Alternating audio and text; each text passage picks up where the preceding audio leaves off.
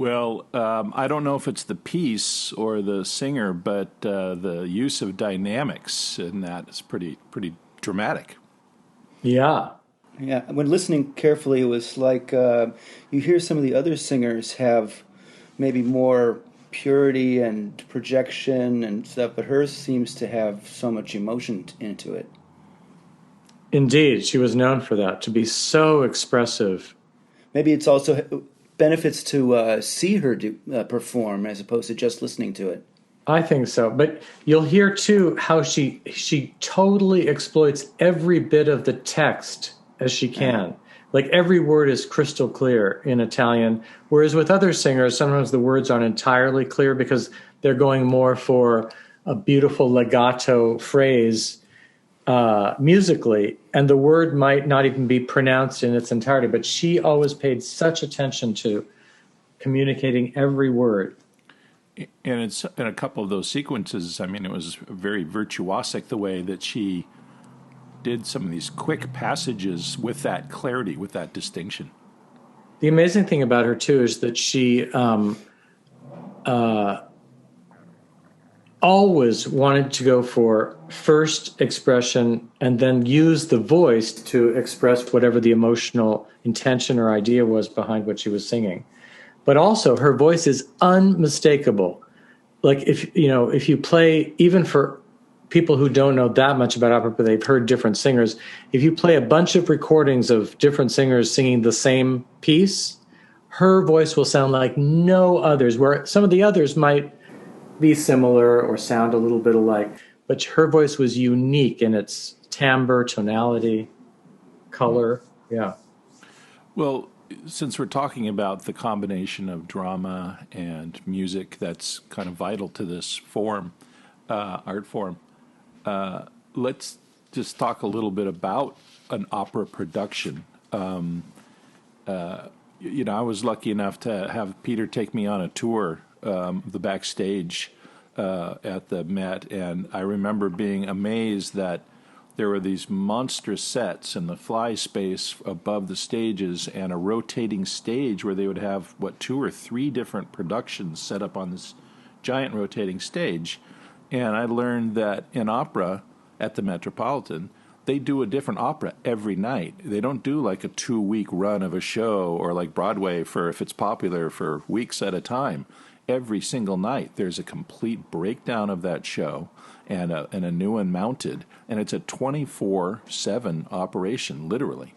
It is. It has to be, because every evening, at least Monday through Saturday, there's an opera performance, a double performance on Saturday with a matinee, and every day during the weekdays, Monday through Friday, there's a rehearsal on stage for a show coming up. So that means at the end of a performance at, say, 11 p.m. or midnight, you have to strike the scenery, get rid of all the costumes, put everything away, and set up for the next morning's rehearsal at 11 a.m. Well, that setup lasts all night long, or much of the night. And then as soon as that 11 o'clock, let's say, to 2 o'clock rehearsal is over, they have to get rid of all that scenery and costumes and set up for the evening performance, which is just a mere 5 hours later. Unbelievable. Yeah. It's a very costly art form as a result.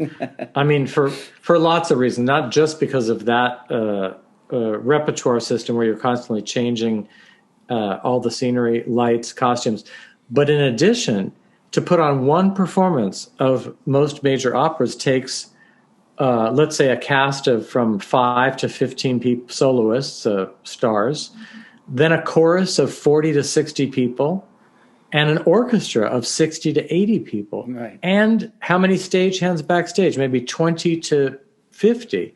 It's an army. So you're talking about hundreds of people to put on one performance, and they all get paid, which is why it's so expensive.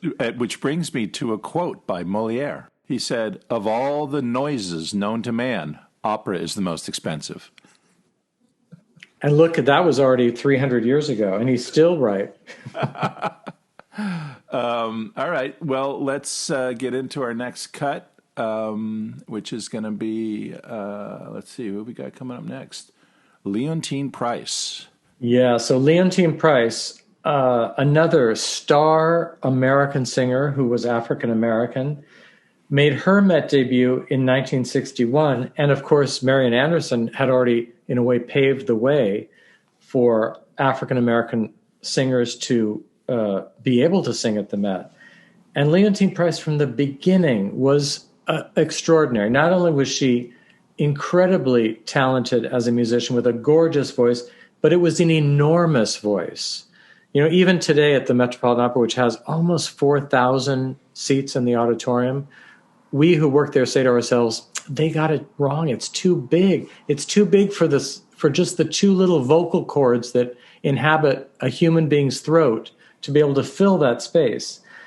And for a lot of singers, it's a struggle. But for certain few, like Leontyne, it was not a problem. Her voice was so enormous that it filled that hall, no problem at all. Wow. Okay, Yeah. let's listen to... So she's going to sing, we're going to hear her sing Visi d'arte, I lived for art, from Tosca.